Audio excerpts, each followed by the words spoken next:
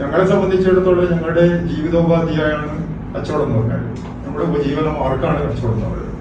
ആ കച്ചവടം ഇല്ലാതായി കഴിഞ്ഞാൽ നമുക്ക് നമ്മുടെ കുടുംബത്തെ പുലർത്താനോ അല്ലെങ്കിൽ മറ്റു വിധത്തിലുള്ള ജീവിതം മുന്നോട്ട് കൊണ്ടുപോകാനോ സാധിക്കാത്തൊരവസ്ഥ വരും. അപ്പോൾ അതിന് ഭംഗം വരുമ്പം അത് എല്ലാ അർത്ഥത്തിലും നേരിടേണ്ട ഒരു നിർബന്ധം ഞങ്ങൾക്കുണ്ട്.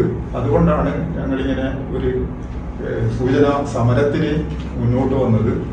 എന്നാലെങ്കിലും അധികൃതരുടെ ശ്രദ്ധ ഇതിൽ പതിയുകയും ഒരു പരിഹാരം ഉണ്ടാവുകയും ചെയ്യുമെന്നാണ് ഞങ്ങൾ പ്രതീക്ഷിക്കുന്നത്. അങ്ങനെ ഇല്ലാത്ത പക്ഷം ഞങ്ങൾ യോഗം ചേർന്ന് ഭാവി നടപടികളെ പറ്റിയിട്ട് ആലോചിക്കുകയും അതുമായി മുന്നോട്ട് പോവുകയും ചെയ്യുന്നതാണ്. പഴയങ്ങാടിയിലെ വ്യാപാരികൾ കടകളടച്ച് സൂചന പണിമുടക്കിലേക്ക്. പഴയങ്ങാടിയിൽ നടപ്പിലാക്കിയ ഗതാഗത പരിഷ്കാരങ്ങൾ അശാസ്ത്രീയമാണ്, അത് പിൻവലിക്കണമെന്നാവശ്യപ്പെട്ടുകൊണ്ടാണ് ഡിസംബർ 2 ചൊവ്വാഴ്ച സൂചനാ പണിമുടക്കിന് ആഹ്വാനം ചെയ്തത് എന്ന് വ്യാപാരി നേതാക്കൾ പഴയങ്ങാടിയിൽ വാർത്താസമ്മേളനത്തിൽ അറിയിച്ചു. നമ്മുടെ MLA പലകുടി ഞങ്ങളോട് ആവശ്യപ്പെട്ടതാണ്.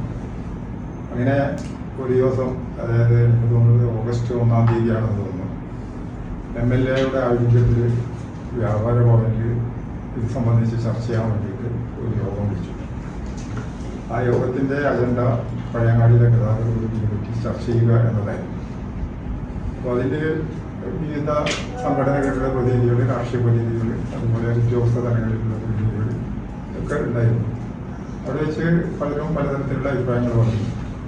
അങ്ങനെ ആ ചർച്ചകൾക്കെല്ലാം ഒടുവിൽ MLAയുടെ വക വന്ന ഒരു അഭിപ്രായമാണ് നമുക്കൊരു ഡിവൈഡർ വെച്ച് നോക്കിയാലോ എന്നുള്ളത്.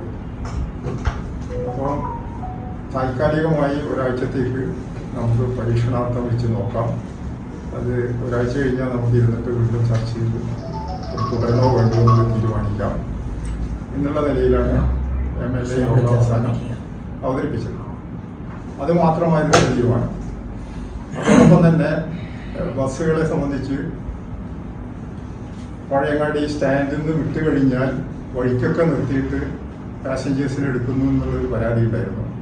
അതുകൊണ്ട് ഇനി മുതൽ ബസ് പഴയങ്ങാടി സ്റ്റാൻഡിൽ നിന്ന് വിട്ടാൽ അടുത്ത സ്റ്റോപ്പിൽ മാത്രമേ നിർത്താൻ പാടുള്ളൂ എന്നുള്ള ഒരു തീരുമാനം എടുത്തിരുന്നു. അതോടൊപ്പം തന്നെ ചില ബസ്സുകൾ, പ്രധാനമായിട്ട് തളിപ്പുറം ഭാഗത്തേക്ക് പോകുന്ന ബസ്സുകൾ കയറ്റം കയറുമ്പോൾ ഉച്ചിൻ്റെ വേഗതയിൽ വളരെ സ്ലോ ആയിട്ടാണ് മേലോട്ടേക്ക് കയറുന്നത്. സമയം ഒപ്പിക്കാനായിട്ടാണ് വരുന്നത്. അപ്പോൾ അത് പിന്നിലുള്ള വാഹനങ്ങളെ വളരെയേറെ ബുദ്ധിമുട്ടിക്കുന്നുണ്ട്. അതുകൊണ്ട് അങ്ങനെ ചെയ്യാൻ പാടില്ല.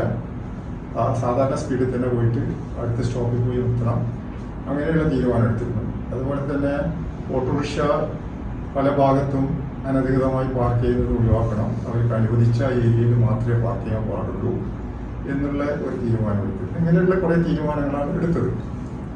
അപ്പം ഈ ഡിവൈഡറിനെ പറ്റി പറഞ്ഞപ്പോൾ MLA പറഞ്ഞത് ഡിവൈഡർ തിരുവനന്തപുരത്തുള്ള സർക്കിൾ മുതൽ പഴയങ്ങാടിയിലുള്ള വടക്കുകാലി വരെ കണ്ടിന്യൂസ് ആയിട്ട് എവിടെയും ഗ്യാപ്പില്ലാതെ ഡിവൈഡർ സ്ഥാപിക്കുന്നതാണ്. മാട്ടൂര്, കണ്ണൂര്, പുതിയങ്ങാടി ഭാഗത്ത് നിന്ന് സ്റ്റാൻഡിലേക്ക് വരുന്ന ബസ്സുകൾ നേരെ ഇരുവരം പോയി റൗണ്ട് അബൌട്ടിൽ നിന്ന് തിരിച്ച് ബസ് സ്റ്റാൻഡിൽ വന്നിട്ട് ആളുകളെ ഇറക്കേണ്ടതാണ്. അതുപോലെ തന്നെ ബസ് സ്റ്റാൻഡിൽ നിന്ന് പയ്യന്നൂര്, തളിപ്പറമ്പ് ഭാഗത്തേക്ക് പോകുന്ന ബസ്സുകൾ വിളക്കുകാലിൻ്റെ അടുത്തേക്ക് പോയി അവിടുന്ന് യൂട്ടേൺ എടുത്ത് നേരെ അങ്ങോട്ടേക്ക് പോകേണ്ടതാണ്. ഇത് MLA യോഗത്തിൻ്റെ അവസാന ഭാഗത്ത് എല്ലാവരോടുമായിട്ട് സംസാരിച്ചതാണ്. അന്ന് ഉണ്ടായിരുന്ന പത്രപ്രതിനിധികളും ചാനൽ ആൾക്കാരൊക്കെ കേട്ടതാണ്.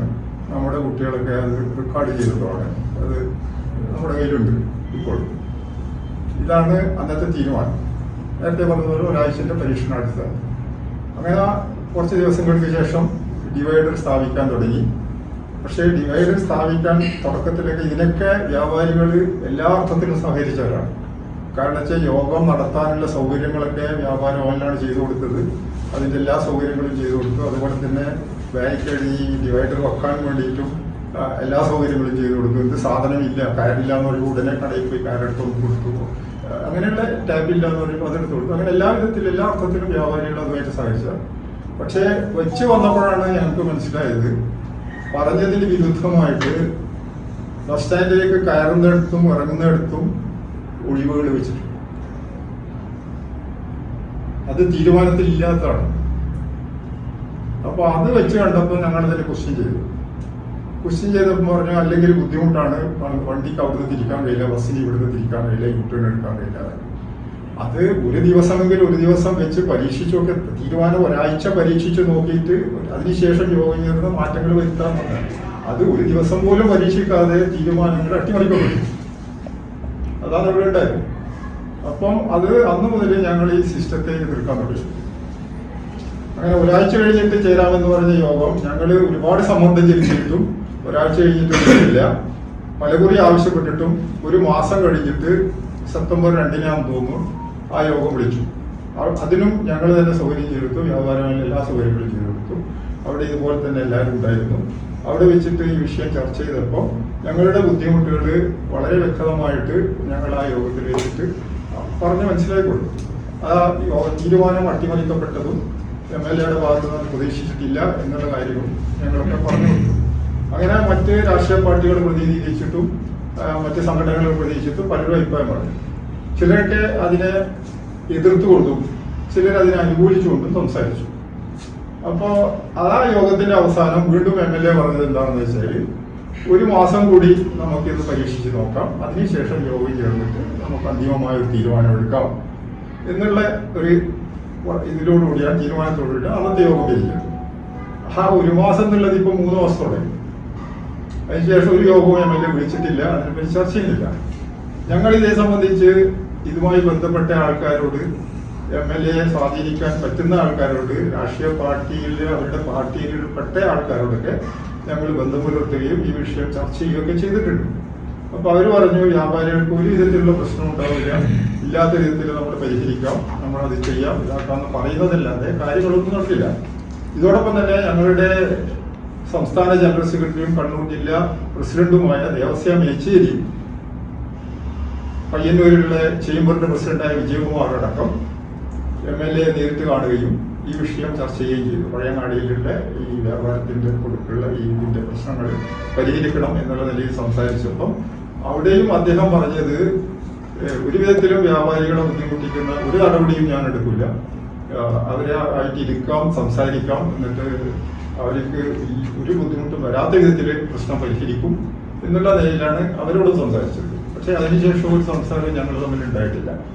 പക്ഷെ ഇതിനിടയിൽ ഞങ്ങൾ ഒരു അപ്പോയിന്റ്മെന്റ് എടുത്തിട്ട് MLA കണ്ടിരുന്നു. MLA-യുടെ ഓഫീസിൽ വെച്ചിട്ട് ഞങ്ങൾ കുറച്ച് പേര് പോയിട്ട് സംസാരിച്ചിരുന്നു. പക്ഷേ ദൗർഭാഗ്യകരമായി പ്രശാൽ ആ സംസാരം നല്ല നിലയിലേക്ക് പുരോഗമിച്ചത്. തുടക്കത്തിൽ തന്നെ ഒരു നെഗറ്റീവ് ആറ്റിറ്റ്യൂഡിൽ ഒരു സംസാരം ഉണ്ടായി. 2 ഭാഗത്തു നിന്നും ശബ്ദം ഉയർത്തി സംസാരിച്ചു. പുറത്തുനിന്ന് ആൾക്കാരൊക്കെ അവിടെ കയറി നോക്കേണ്ട ഒരു ഇതിൽ വന്നു. അവിടെ രതീഷ് ഉണ്ടായിരുന്നു, MLA-യുടെ സെക്രട്ടറി ഉണ്ടായിരുന്നു.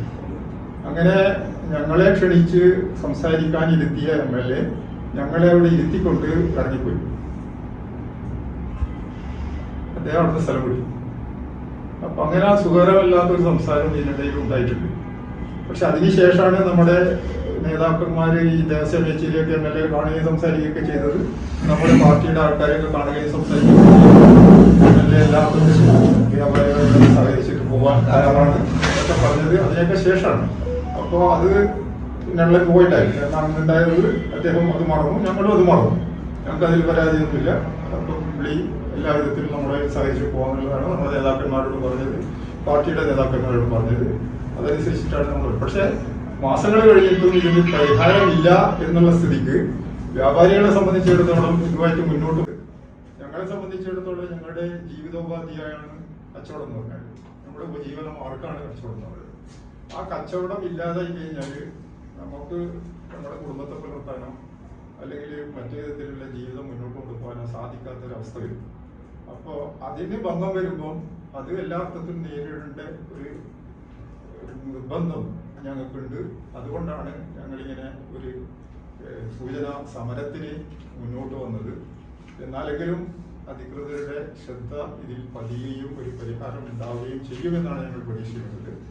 അങ്ങനെ ഇല്ലാത്ത പക്ഷം ഞങ്ങൾ യോഗം ചേർന്ന് ഭാവി നടപടികളെ പറ്റിയിട്ട് ആലോചിക്കുകയും അതുമായി മുന്നോട്ട് പോവുകയും ചെയ്യുന്നതാണ്. സൂചന പണിമുടക്കിന് ശേഷവും നടപടികൾ സ്വീകരിക്കുന്നില്ലെങ്കിൽ പ്രതിഷേധം ശക്തമാക്കുമെന്ന് വ്യാപാരി വ്യവസായി ഏകോപന സമിതി നേതാക്കളായ PV Abdulla, EP Pramod, PV Abdul Shukkur, PK Hamza, M Sunilkumar തുടങ്ങിയവർ പഴയങ്ങാടിയിൽ വാർത്താസമ്മേളനത്തിൽ അറിയിച്ചു.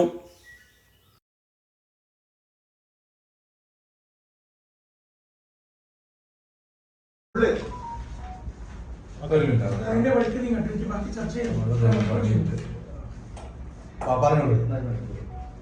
അപ്പൊ ഞങ്ങൾക്ക് പറയാനുള്ളതെന്ന് വെച്ചാല് കാര്യങ്ങളൊക്കെ വിശദീകരിച്ചു കഴിഞ്ഞു. അപ്പൊ ഞങ്ങൾക്കൊരു നീതി ലഭിക്കണം. ഞങ്ങൾ കച്ചവടക്കാർ നേരത്തെ പറഞ്ഞ പോലെ ഞങ്ങളുടെ ഉപജീവന മാർഗമാണിത്. ഞങ്ങളെ ആശ്രയിച്ച് ഒരുപാട് ജനങ്ങളുണ്ട്. കാരണം വലിയ തൊഴിലാളികളുണ്ട്. കച്ചവടം ഇല്ലാതിരിക്കുമ്പോൾ അവരെയൊക്കെ ഞങ്ങൾക്ക് പിരിച്ചുവിടേണ്ടി വരും. അവരുടെ കുടുംബം പട്ടിണിയാവും. അതോടൊപ്പം തന്നെ ചുമട്ട് തൊഴിലാളികളുണ്ട്. അതുപോലെ തന്നെ ഗുഡ്സ് ഓട്ടോ എടുക്കുന്നവരും അതുപോലെ ടെമ്പോ ഓടിക്കുന്നവരൊക്കെ ഉണ്ട്. ഇതൊക്കെ വ്യാപാര മേഖലയെ ആശ്രയിച്ച് കഴിയുന്നവരാണ്. വ്യാപാരം തകരുമ്പോൾ ഇതൊക്കെ തകർന്നു പോകും. അതുകൊണ്ട് ഈ മേഖലയെ പിടിച്ചു നിർത്തേണ്ടത് ഒരു പൊതു ആവശ്യമായി മാറിയിരിക്കുകയാണ്. അത് അധികൃതർ മുഖവിലക്കെടുക്കുകയും ആ നിലയിലുള്ള നീക്കങ്ങൾ നടത്തുകയും ചെയ്യണമെന്നാണ്. ഇപ്പോൾ ഒരു നല്ല നിലയിൽ പ്രവർത്തിക്കുന്ന ഒരു ടൗണ്, നല്ല തിരക്കുള്ള ഒരു ടൗണ്, ആ തിരക്ക് കുറക്കാൻ വേണ്ടിയിട്ട് അവിടെ വരുന്ന വാഹനങ്ങളൊക്കെ തടച്ച് മാറ്റി നിർത്തിയിട്ട് ആ തിരക്ക് കുറഞ്ഞു കഴിഞ്ഞപ്പോൾ നമ്മൾ കൈകൊണ്ടിച്ചിരിക്കുകയാണ്. നമ്മൾ പറയുന്നത് എന്താണെന്ന് വെച്ചാൽ അവിടെ ഇപ്പൊ തിരക്കില്ല എന്നുള്ളത്. പക്ഷെ ആ ടൗണ് അസ്തമിച്ചു എന്നുള്ള കാര്യം നമ്മൾ മനസ്സിലാക്കുന്നില്ല. അതാണ് ഇവിടെ സംഭവിച്ചുകൊണ്ടിരിക്കുന്നത്. അപ്പൊ അതില് നമുക്ക് ഒരു പരിഹാരം ഉണ്ടാവണം. അതിന്റെ ഒരു സൂചനാ പണിമുടക്കാണ് ഇപ്പൊ നടത്തുന്നത്. ഇതിലൊരു തീരുമാനം ഉണ്ടായിട്ടില്ലെങ്കിൽ ഞങ്ങൾ യോഗം ചേർന്ന് കൂടുതൽ രൂക്ഷമായ സമരമാർഗങ്ങൾ അവലംബിക്കുന്നതാണ്.